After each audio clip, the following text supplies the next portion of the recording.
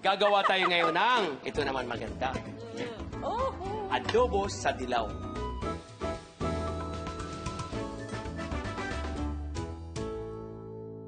oil? So, oil.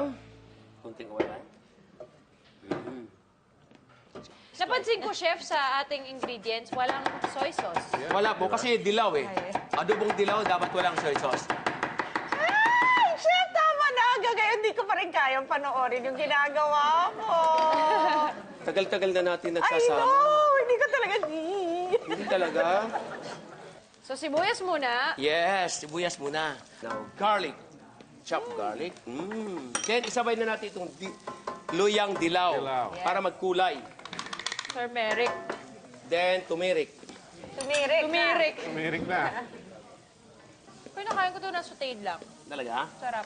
Mainam to sa katawan. Siguro ko muna yung pork. Yes. Bago yung chicken kasi Para yung oil na, natural oil ng taba. Ng baboy.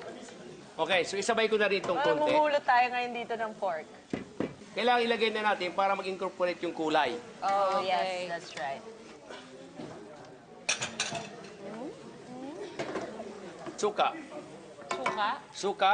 1 cup of vinegar. Yeah. Sukang puti. Patis. Ang ganda Then, naman ng ano mo. Laurel. Ang ganda naman ng assistant. Naman, pinagmamalaki sa buong mundo. Si Bettina, she is my beautiful sous chef.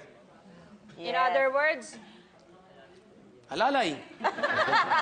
Pagaganda-ganda pa. tagaligpit, tagahugas, tagasalin, tagasalo. Pero may sweldo. May talent fee. Swerte mo. Woohoo! So ito, Nakikarried away. ang gagawin lang natin, pakuloy ng bahagya. Takpan natin ng konti. Low heat, chef. Lipat natin, tapos, Okay. there you go. And then, of course, wow! I love it. Okay, so, tupirin na natin. Wow. Dilaw and talaga, Dilaw na oh. dilaw talaga. This for you. Wow, thank you. This is for Bobby. This is for Bettina. Not you. Bettina Buena. Bettina Buena. Bettina Buena. Ay, nako, parang, Woo! Hay nako! Pag ganyan kasarap ang pagkain, nakakatem talaga mag-overindulge. Pero gusto lang din natin i-remind ng mga kapuso natin na dapat siguruhin pa rin natin na balanse ang pagkain natin.